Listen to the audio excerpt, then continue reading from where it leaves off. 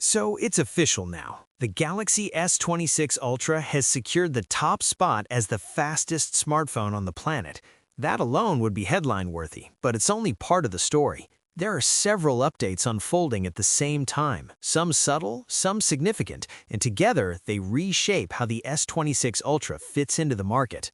What's up, guys? Sal here, and let's get straight into why this phone is suddenly such a big deal. Let's start with the camera, because despite no dramatic hardware shakeup, meaningful progress is happening. The biggest change this year lives in software, specifically Samsung's camera algorithms. According to Ice Universe, the S26 Ultra now captures skin tones that look far more natural and realistic. Anyone who's used smartphone cameras knows how often skin tones get mishandled, and this improvement matters more than it might sound. This is especially important because darker skin tones have historically suffered the most from poor camera processing. Google's Pixel line has handled this better than most for a while now, so Samsung clearly had ground to make up.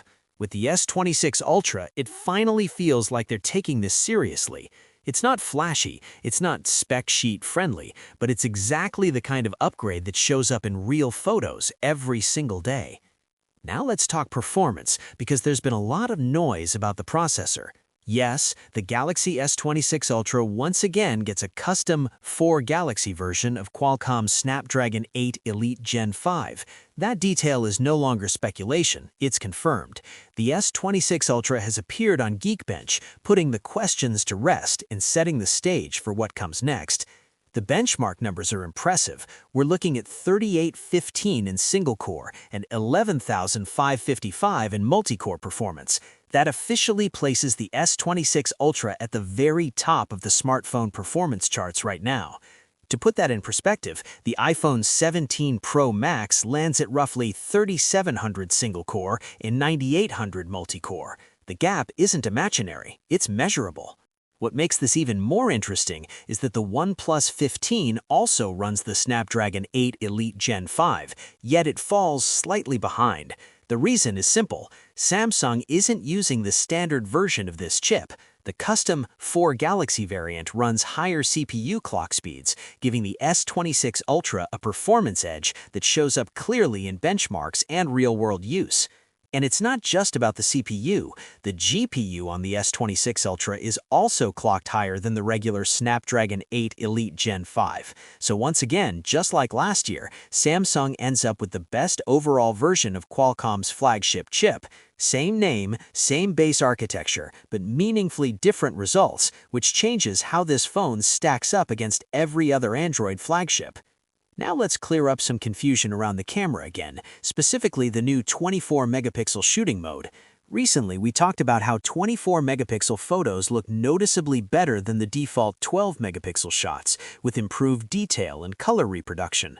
In an animation I showed, the 24-megapixel photo took about 3 seconds to finish processing, while the 12-megapixel shot was nearly instant. Some viewers interpreted that delay as shutter lag, but that's not what's happening. Shutter lag is effectively zero in both modes. You can keep snapping photos back-to-back with no delay at all.